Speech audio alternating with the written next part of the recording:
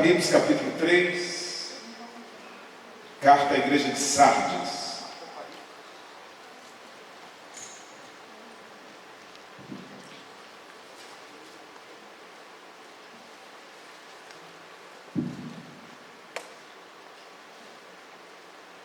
Aprendi que esse barulho, farfalhar, um verbo, só se usa para quando você pisa em folha ou quando você está mexendo assim no livro. Farfalhar, que coisa, língua portuguesa interessante.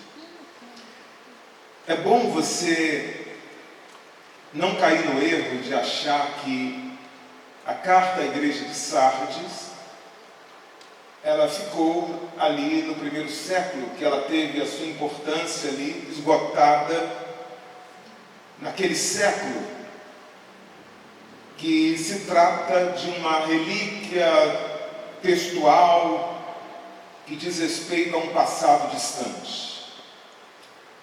Não, a Bíblia, ela não se renova porque ela é perfeita, e aquilo que é perfeito não precisa se renovar. Mas ela é muito mais do que uma fonte de pesquisa. Ela diz respeito a nós, ela fala a nossa vida. Claro que, quando escrita, a princípio, ela foi endereçada a uma comunidade, a um anjo da igreja que ficava numa cidade chamada Sardes. Mas esta mensagem transcende aquele grupo, transcende ao primeiro século, diz respeito a todos os séculos, diz respeito a nós aqui em Curitiba, diz respeito à vida de cada crente, porque em toda época sempre existiram esses 7 tipos de igreja. Ou em cada igreja vão existir crentes que vão se espelhar ou terão a sua vida espelhadas aqui nestas casas. Então, embora a Bíblia tenha sido escrita no passado, ela não foi escrita apenas para o passado. Sempre que a Bíblia for lida, ou sempre que a Bíblia for pregada, o autor está perto, revelando, falando, confortando. Ela continua falando aos corações, ela continua alimentando a nossa alma, transformando o nosso homem interior, especialmente daqueles que estão com os ouvidos abertos, ouvidos espirituais abertos, para ouvir o que o Espírito ainda diz às igrejas. Quantos querem ouvir o que Deus tem a dizer? Diga amém. Amém. A quinta carta que iremos estudar hoje, ela foi endereçada, como disse aqui a princípio, ao anjo da igreja de Sardes. Sardes era uma das cidades que ficava ali na província da Ásia, a 80 quilômetros de Éfeso, ficava sobre um platô, uma região mais alta, que transformava ela numa fortaleza natural, quase que invencível, inexpugnável. E tinha lá um culto a Deus Artemis, era o principal culto de adoração naquela cidade, a essa deusa chamada Artemis. Vamos ao texto. Versículo 1. E ao anjo da igreja que está em Sardes, escreve: isto diz o que tem os 7 Espíritos de Deus e as 7 estrelas. Conheço as tuas obras, que tens nome de que vives e que estás morto. Como sempre, aquele que fala à igreja, ele se apresenta. E para essa igreja, Jesus se apresenta como aquele que tem os 7 Espíritos e as 7 estrelas. O número 7 na Bíblia significa perfeição, plenitude. É o número de Deus, porque Deus é pleno e Deus é perfeito. Apocalipse 5, 6, se você adiantar um pouco a Bíblia aí, você vai ler um texto que diz o seguinte: e olhei, e eis que estava no meio do trono e dos 4 animais viventes, e entre os anciãos um cordeiro, como havendo sido morto. Obviamente, um cordeiro como havendo sido morto, está falando de Jesus. Jesus é chamado 28 vezes no livro de Apocalipse de cordeiro. E tinha 7 chifres. Quantos chifres? 7 chifres e 7 olhos, que são os 7 Espíritos de Deus enviados a toda a terra.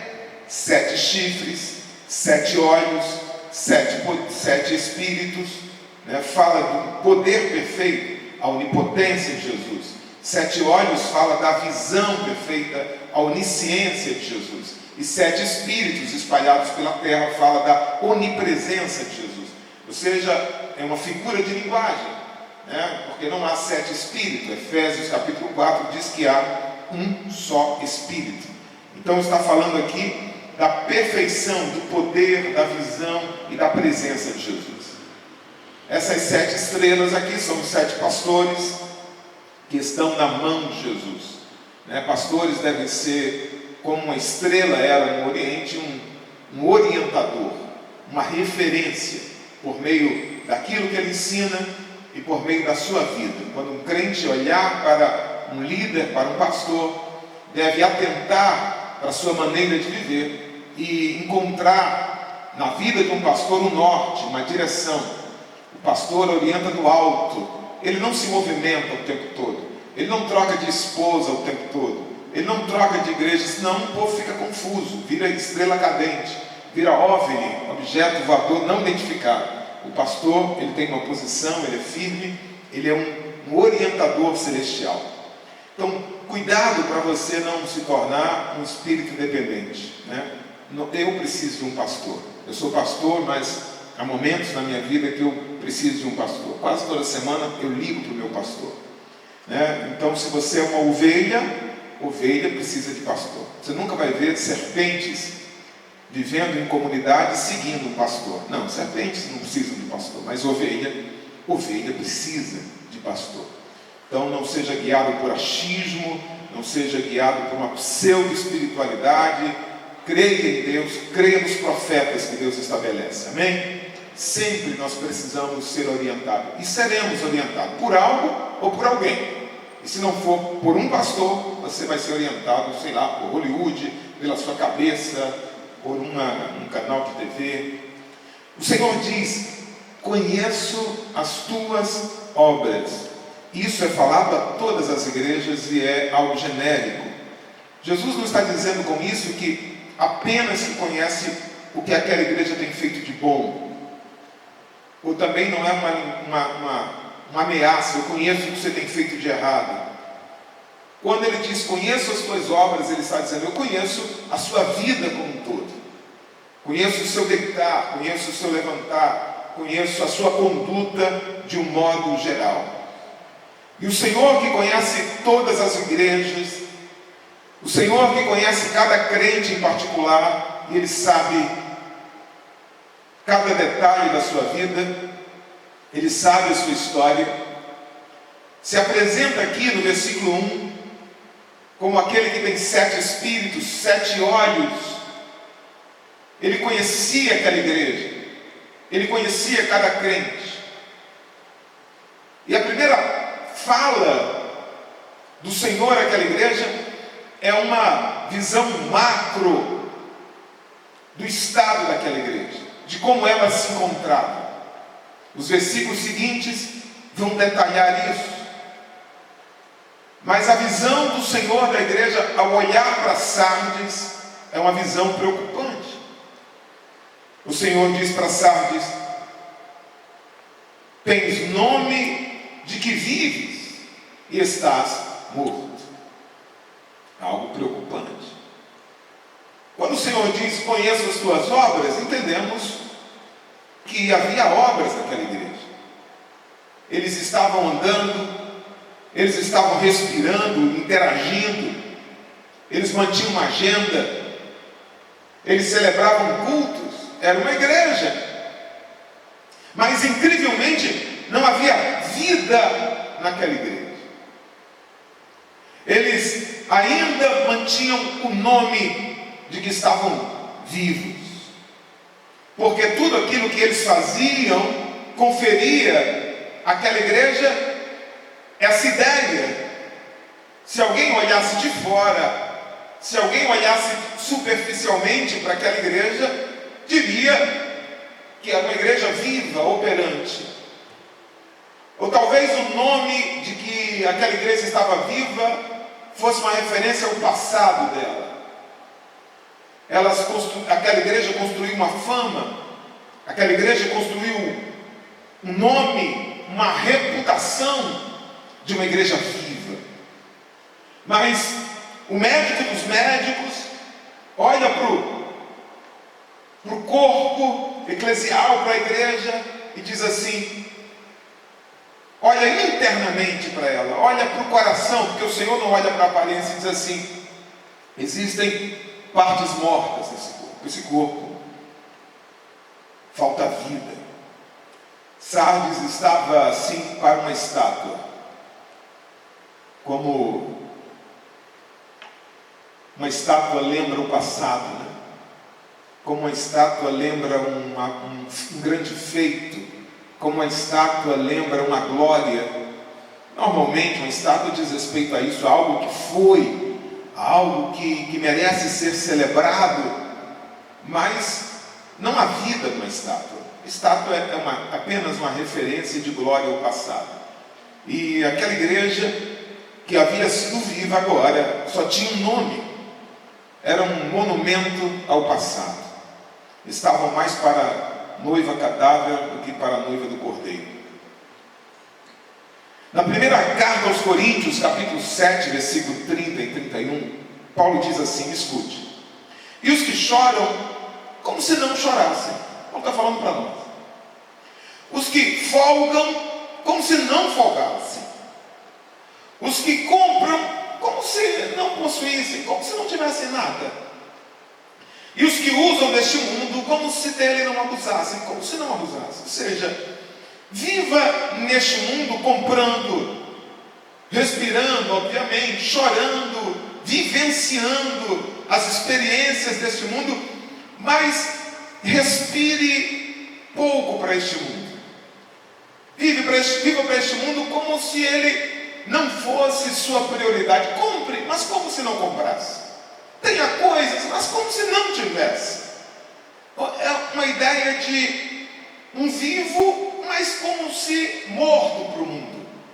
E Paulo deixa isso muito claro quando escreve aos Gálatas, no capítulo 2, aí versículo 20, um texto muito mais conhecido.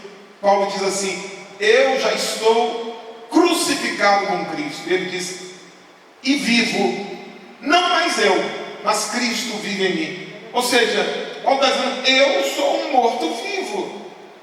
Um morto-vivo. Um morto-vivo deveria ser a condição de todo crente. Diga assim, eu sou um morto-vivo. É alguém dead. Eu sou um morto-vivo. Eu deveria trabalhar para Deus, eu devo fazer a obra de Deus, eu devo amar a Deus, eu devo adorar a Deus, ou seja, eu devo estar vivo para Deus. Mas no mundo, eu devo viver no mundo, trabalhar, comprar, mas como se estivesse morto para o mundo.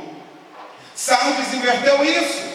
Sardes estava vivo para o mundo, mas Sardes estava morta para Deus. Certa vez estudando sobre as ovelhas, eu descobri um fato muito interessante sobre elas. As ovelhas, elas não têm capacidade de fugir de um leão, porque elas não correm o suficiente. Um leão pega uma ovelha facilmente, é uma presa fácil. Quando ela se dá conta que ela não vai conseguir fugir do leão, então ela cai como morta e para de respirar, prende a respiração. Então o leão normalmente vai na ovelha que está correndo. Aquela esperta que se fingiu de morta, fica ali como morta, caidinha, porque não pode correr, não pode vencer.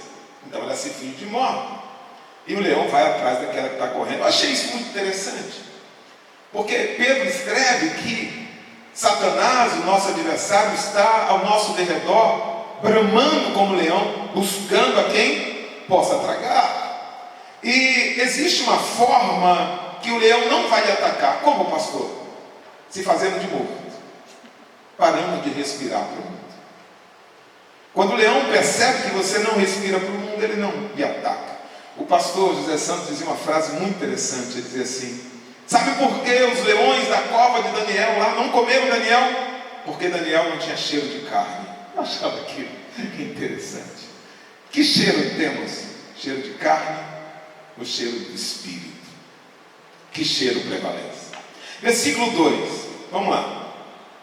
Ser vigilante e confirma os restantes, que estavam para morrer, porque não achei as tuas obras perfeitas diante de Deus.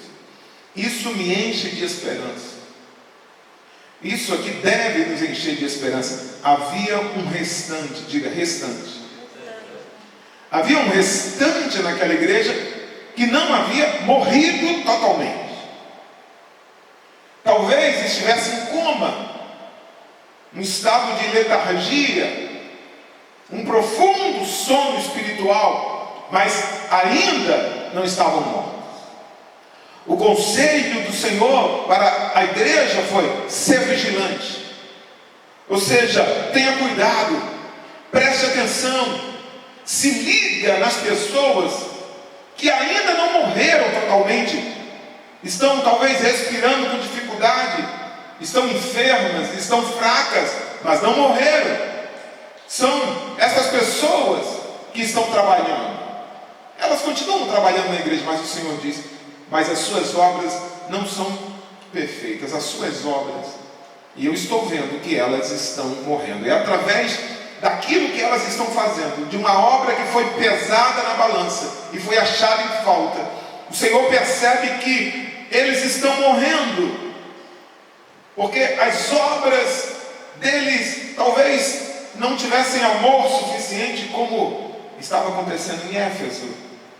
Talvez faltasse dedicação, talvez faltasse uma entrega diante do altar, talvez faltasse o empenho pleno diante de Deus. Estavam fazendo por fazer, agindo de uma maneira mecânica, sem colocar Deus em primeiro lugar, e isso estava levando aqueles crentes lentamente à morte. Vigia, ser vigilante. Preste atenção nesses que estão morrendo. Eles estão trabalhando a obra, mas suas obras não são perfeitas. Eu ouvi uma vez alguém dizer que se você colocar um sapo numa bacia de água quente, muito quente, assim que você o colocar, ele vai pular imediatamente. Eu imagino que o sapo e qualquer animal vai fazer isso. Colocar na bacia de água quente, ele vai tentar sair. Mas alguém fez essa experiência, imagino, dizem, né, que se colocar numa bacia de água fria e você for esquentando aos pouquinhos, bem lentamente, diz que ele morre ali cozido e ele não pula. Por favor, não vá fazer isso em casa. Não faça essa experiência em casa, isso é algo terrível. Você não é chinês nem nada. Aquela igreja precisava acordar, vigiar, porque a morte estava batendo a porta. Muitos haviam morrido e outros estavam para morrer. O pecado é como um vírus mortal. Lentamente, ele traz a morte, o pecado, de forma silenciosa, de forma invisível. E isso estava acontecendo com aquela igreja. Havia um pecado ali que estava manchando os pulmões, que estava destruindo aquela igreja, a sua vida, contaminando os sadios, adoecendo aqueles que estavam fracos, como o coronavírus, né? Se esse grupo restante, esse é o alerta do Senhor, se eles não se cuidassem, se eles não fossem alertados, se eles não vigiassem, eles morreriam também. Versículo 3, o Senhor diz para aquela igreja: lembra-te, pois, do que tens recebido e ouvido, e guarda-o, e arrepende-te. E se não vigiares, virei sobre ti como um ladrão, e não saberás a que hora sobre ti virei. O conselho é triplo. Lembra-te do que você recebeu e ouviu, guarda isso, guarda bem isso, e arrepende-te. Aqueles crentes que estavam morrendo ou que estavam mortos deveriam seguir esse conselho triplo. Primeiro, lembrasse daquilo que eles receberam de Deus. Lembrasse daquilo que Deus falou com eles. Coisa triste é uma pessoa ingrata, não é? Uma pessoa que se esquece daquilo que recebeu de alguém ou recebeu de Deus. Todo desviado, ele é um ingrato em essência, porque ele demonstra que não se lembra do que Deus fez por ele e falou com ele. Eu não sei o que aquela igreja recebeu, a gente não sabe o que Deus falou com aquela igreja, mas o texto diz que era algo que deveria ser guardado. E a gente só guarda aquilo que tem valor. A gente só guarda aquilo que tem importância. E certamente aquilo que Deus tinha dado a eles era algo importante, como a coroa que ele disse para uma igreja: guarda a tua coroa. Em segunda carta a Timóteo, Paulo ele dá o seguinte conselho, ele fala o seguinte para o jovem pastor Timóteo, ele diz: trazendo à memória a fé não fingida em ti há. Traga à memória a fé que você aprendeu da Lois, sua avó, da sua mãe. Traga isso à memória, sabe? Aquilo que você tem ouvido, aquilo que você tem aprendido, e você precisa guardar isso em seu coração. Por quê, pastor? Porque se você não guardar, o tempo apaga. Porque se você não guardar, o mundo ofusca isso.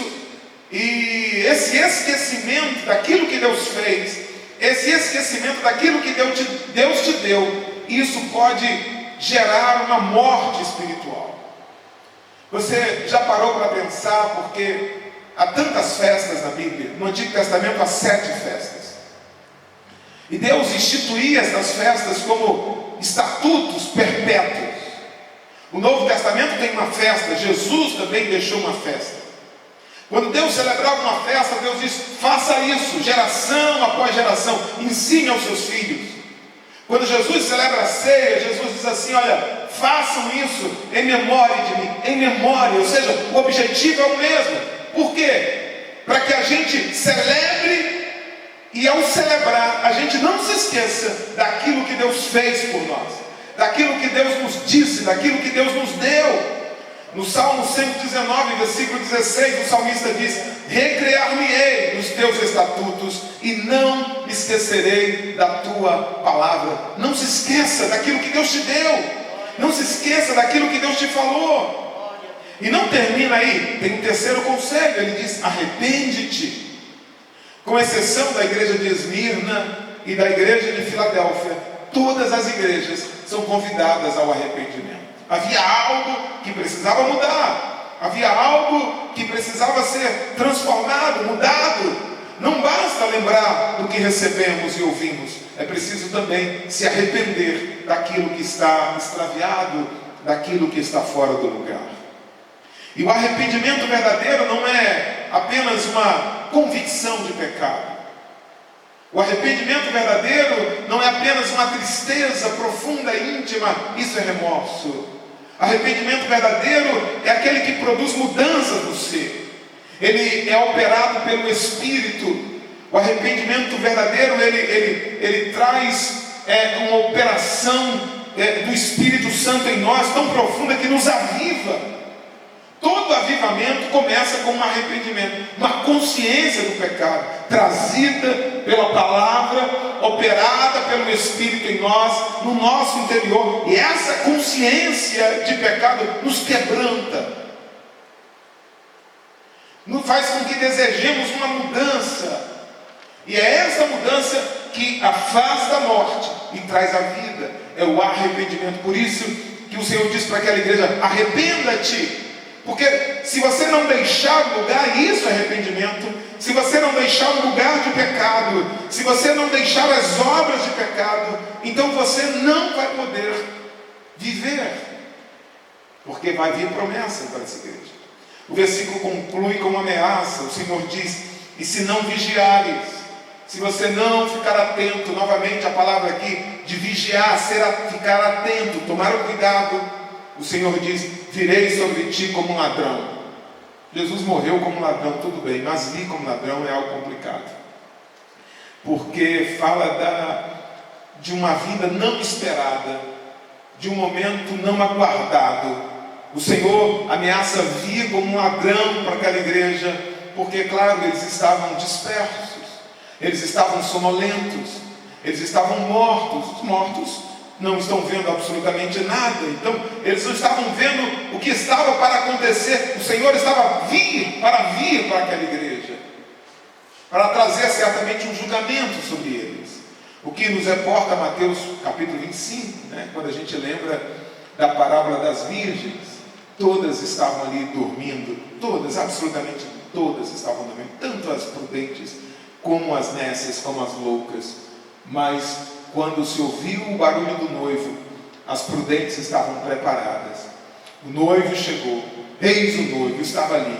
Então o Senhor estava alertando aquela igreja para que eles que estavam dormindo também não fossem pegos de surpresa, não estivessem despreparados para este encontro, como as loucas, como as nécias não estavam preparados.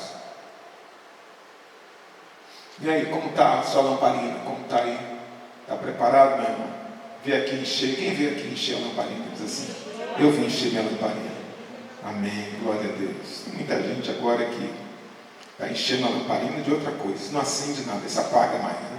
Versículo 4: mas também tens em Sardes algumas pessoas que não contaminaram suas vestes, e comigo andarão de branco, porquanto são dignas disso. Veja que estamos diante agora de um novo grupo.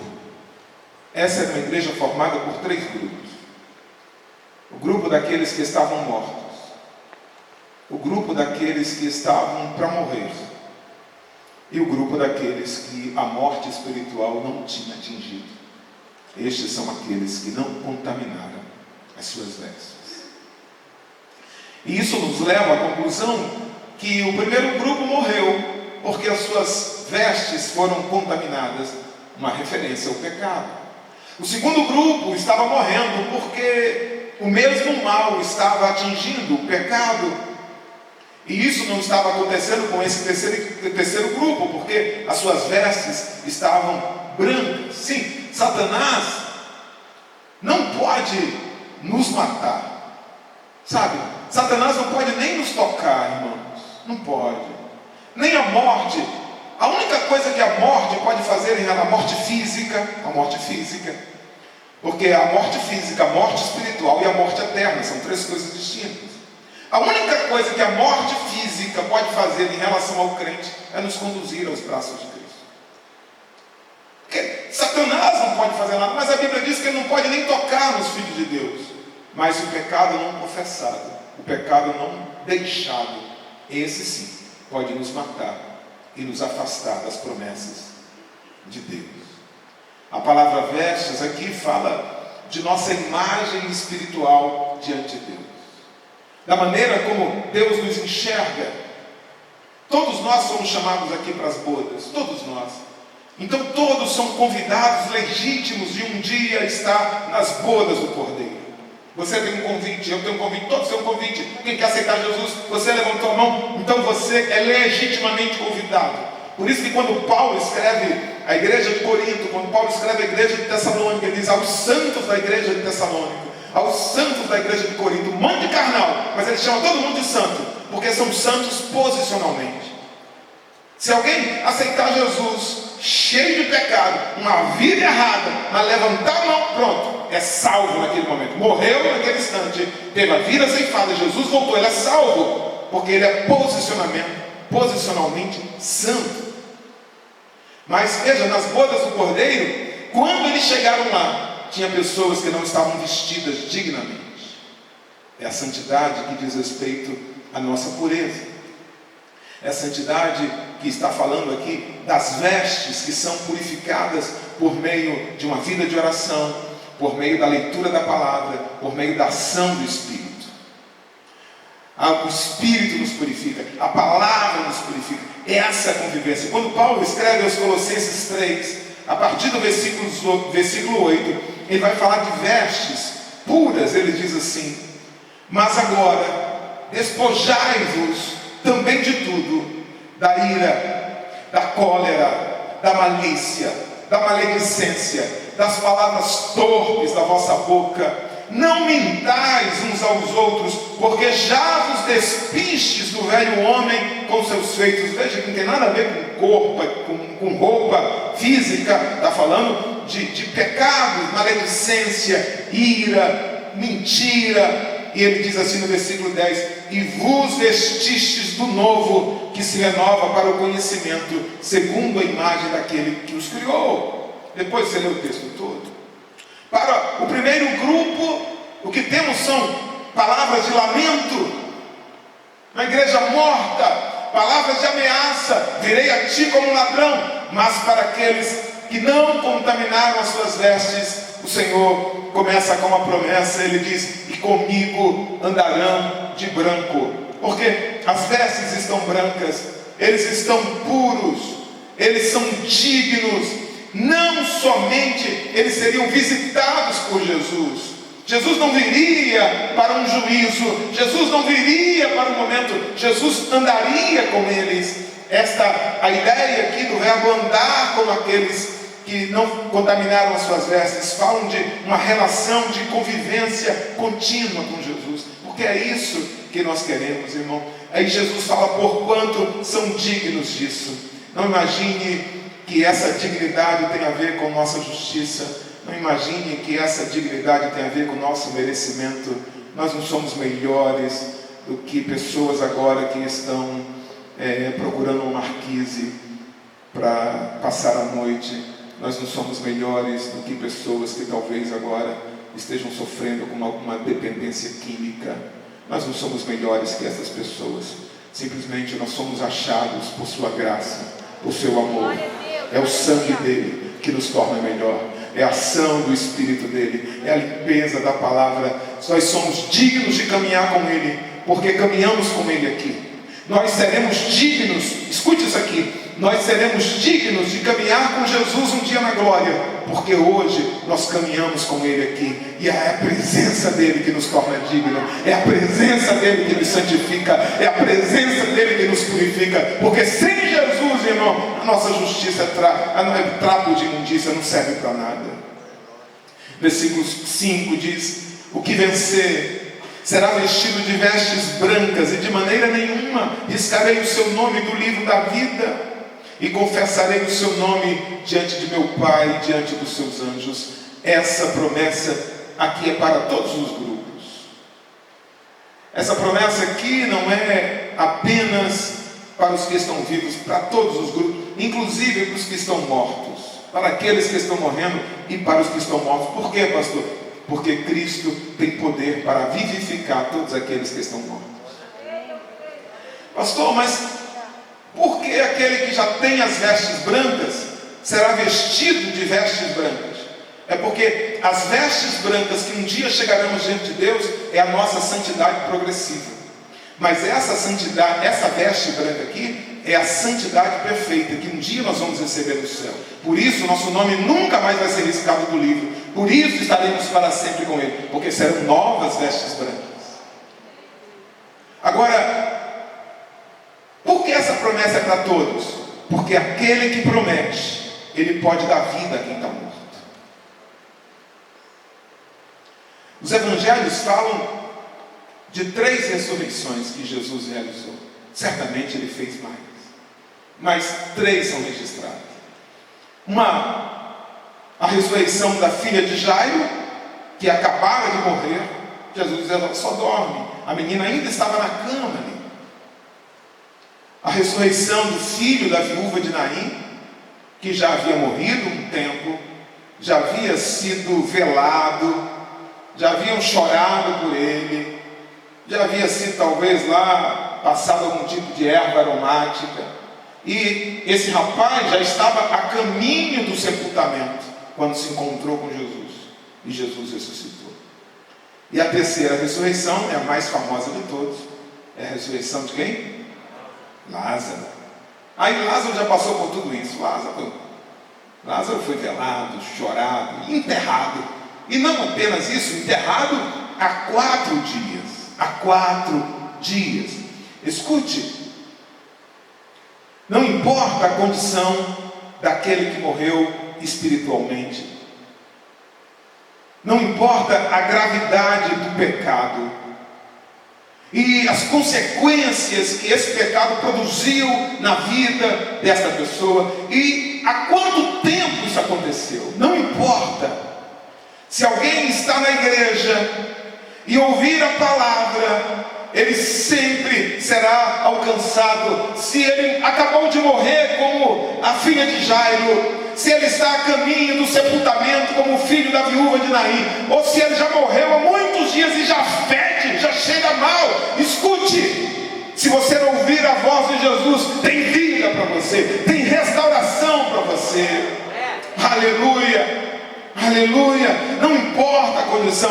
No Evangelho de João, capítulo 10, versículo 10, Jesus diz assim: o ladrão veio senão para matar, roubar, destruir, mas eu vim para que vocês tenham vida, e vida em abundância. Jesus tem vida para você, e vida em abundância. Você que está me escutando aí pela internet, Jesus tem uma vida nova para você. Aleluia.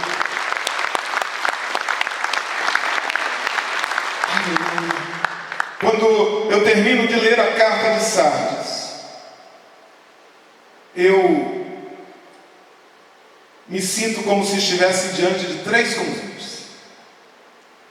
Seria o cerne, o principal dessa carta, de forma simplificada. Quais são esses 3 convites, pastor? Primeiro convite, um convite à vigilância. Diga, um convite à vigilância. Um segundo convite, um convite ao arrependimento. Diga, um convite ao arrependimento. Ou seja, um convite ao quebrantamento. E um terceiro convite, um convite à santidade. Diga, um convite à santidade. A vigilância, ao arrependimento e à santidade. Que área de nossa vida? Cadê o nosso tecladista aqui? Me ajuda aqui, meu filho. Por enquanto, só você. Daqui a pouco eu vou pedir para todo louvor. Lindo louvor, né? Todas elas são lindas. Cantando e cantam bem. Teve gente que Jesus deu mais de um talento, né? Que área de nossa vida merece atenção especial? Que área nessa noite nós devemos olhar com esse olhar de vigilância, com esse olhar de cuidado? Não é uma noite para você pensar assim: poxa, aquele irmão tinha que estar aqui. Não é noite para você dizer assim: poxa, o meu parente. É uma noite para a gente pensar em nós. Jesus está falando para a igreja. Quem sabe a sua alegria de servir ao Senhor? Quem sabe a sua fé de orar, de clamar, de buscar, de jejuar? Quem sabe o seu amor no serviço da casa de Deus? Quem sabe algo esteja morrendo dentro de você, lentamente? Você continua vindo? Você continua levantando a mão? Você continua ofertando, dizimando? Mas aí dentro do teu coração, quando você olha para dentro de você, você percebe que algo está morrendo. Jesus, ele nos aconselha várias vezes nos evangelhos. Jesus diz assim: vigiai e orai. Só para você decorar, diga isso por favor. Diga: vigiai e orai. A ordem na Bíblia é algo muito importante. Jesus não diz orai e vigiai, ele diz vigiai e orai. Nós falamos muito de oração. Há muitos livros sobre oração. Há muitas canções sobre oração. Tem culto de oração, né? Só oramos. Hoje de manhã oramos 1 hora. Amanhã vamos orar 1 hora. Reunião de oração, live de oração. Por quê, pastor? Porque oração é necessária. Porque oração é fundamental. Mas você já parou para pensar que ninguém escreve um livro sobre vigilância? Não tem canções sobre vigilância. Vigiar, vamos vigiar pouco. Não tem livro sobre, não tem reunião de vigilância. Amanhã, irmão, aqui, reunião de vigilância. Não tem. Mas vigiar, segundo Jesus, vem antes de orar. Precisamos decidir se hoje o que fazer com o convite à vigilância. Engavetá-lo ou aceitar? O segundo convite é o arrependimento. Convite ao arrependimento. Isso não tem a ver apenas com pedir perdão. Ah, Senhor, me perdoa. Às vezes a gente toma decisões no final do ano, né? Eu quero ser mais organizado. Eu quero melhorar o mundo. Vou trabalhar pela paz mundial. Não, esse tipo de propósito, para com isso. Isso aí não funciona. É como chegar diante de Deus e dizer: Senhor, me perdoa. Não. Eu preciso descer ao detalhe, eu preciso ser prático. Você quer ser uma pessoa mais organizada? Decida apenas isso. Eu vou arrumar minha cama todo dia que acordar. Você quer ser um crente melhor? Diga assim: eu vou orar 10 minutos todo dia. Ao acordar, ao dormir. Ah, pastor, mas isso é muito pouco. Mas começa com assim. O arrependimento não é apenas chegar para Deus: Deus me perdoa. O arrependimento é você dizer assim: eu vou largar isso. Eu vou abandonar essa situação. Eu não vou agir mais assim. Eu vou sair desse ambiente. Eu vou largar isso. Eu vou deixar. É uma decisão prática. Isso começa um arrependimento. Isso vai muito além de tristeza. É mais de confissão. É aceitar o convite do arrependimento. O que é aceitar o convite do arrependimento? É dar frutos de arrependimento.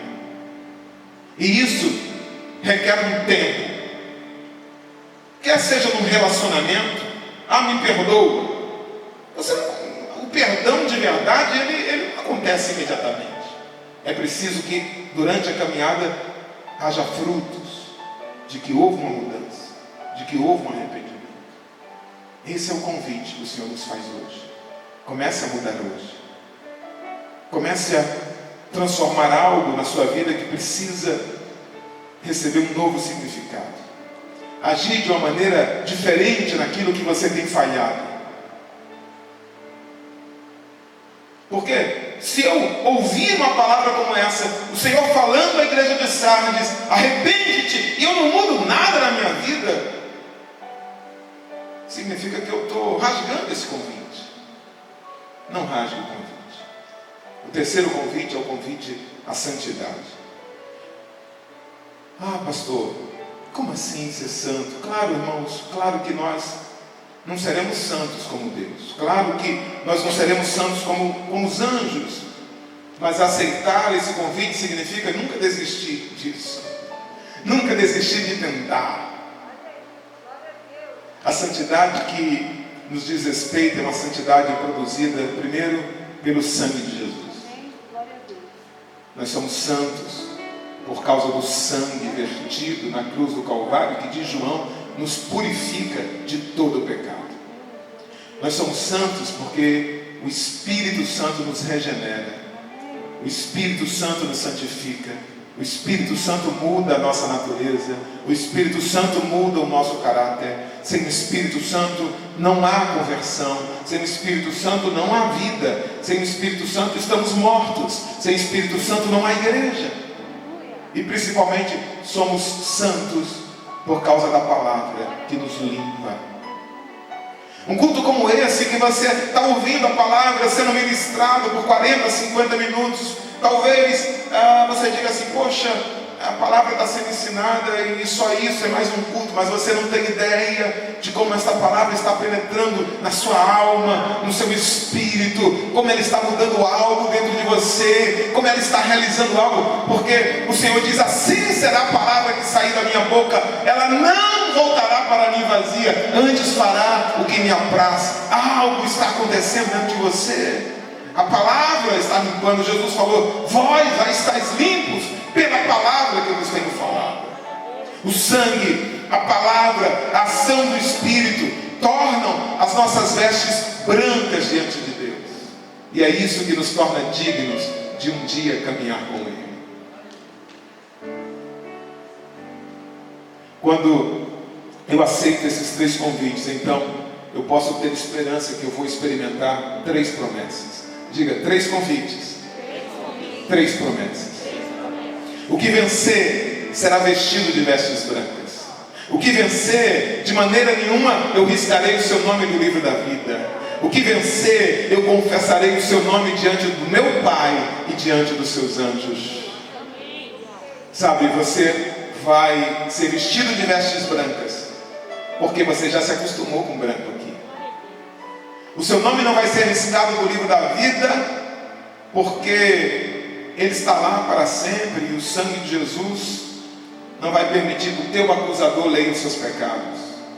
E você um dia vai ser confessado diante de Deus, porque você confessa Jesus aqui, com suas atitudes, com sua palavra. Sempre que você diz não para o pecado, você está confessando Jesus. Sempre que você abre mão de uma vantagem por causa do Evangelho, você está confessando Jesus. Sempre que você prega o Evangelho a alguém que está caído, você está confessando Jesus.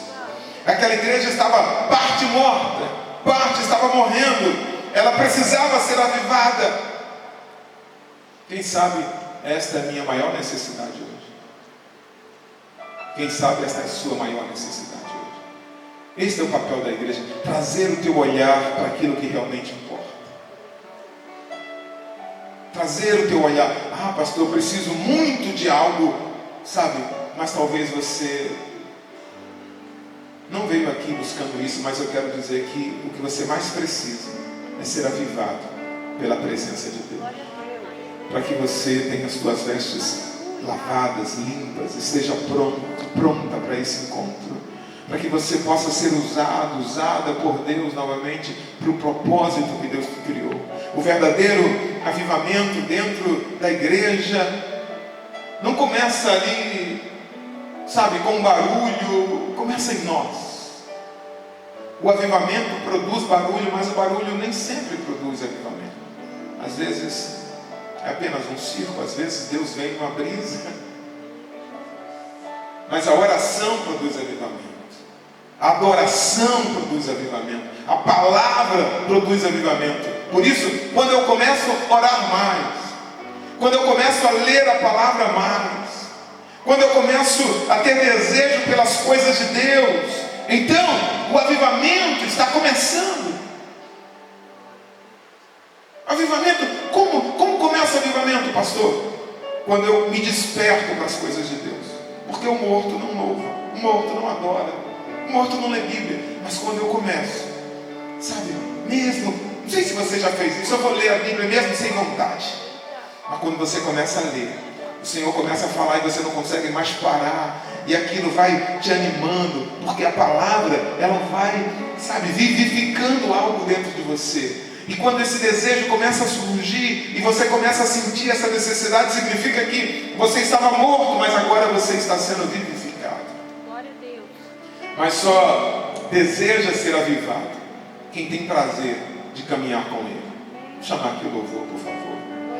Só deseja ser avivado quem quer ser usado por Deus de verdade.